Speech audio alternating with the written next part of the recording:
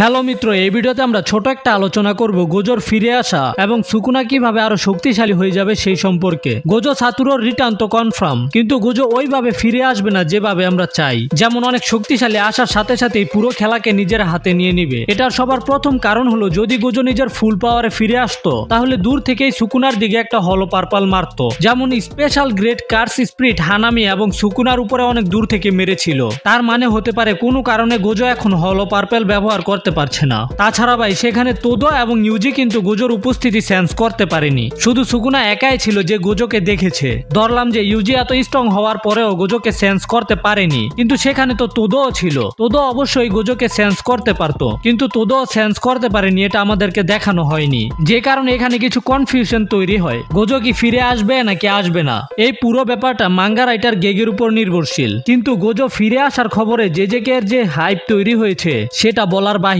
তবে যদি এখন কোনো ফালতু জিনিস দেখায় তাহলে জেজেকের হাইপ একেবারে ভেনিশ হয়ে যাবে। ফ্যান্সদের জেজেকের প্রতি আগ্রহ একেবারে কমে যাবে। আর এই কারণটাই যথেষ্ট হবে গোজোকে ফিরিয়ে আনার জন্য।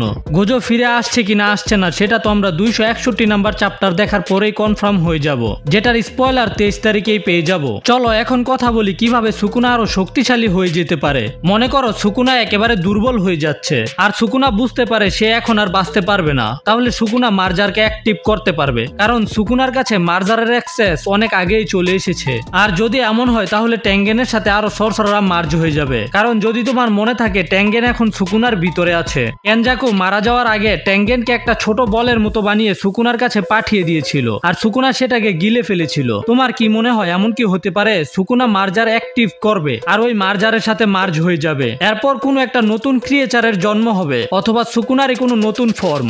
মিত্র, এটা মাঙ্গা, আর এখানে সবকিছুই সম্ভব। ভিডিও এই পর্যন্তই। যদি ভিডিও ভালো লাগে তাহলে লাইক, কমেন্ট এবং শেয়ার করো। আর হ্যাঁ, যদি সবকিছু ঠিকঠাক থাকে তাহলে কালকে রাতেই জানতে পারবো কি গোজো ফিরে এসেছে কিনা। আর যদি তুমিও জানতে চাও তাহলে চ্যানেলকে সাবস্ক্রাইব করে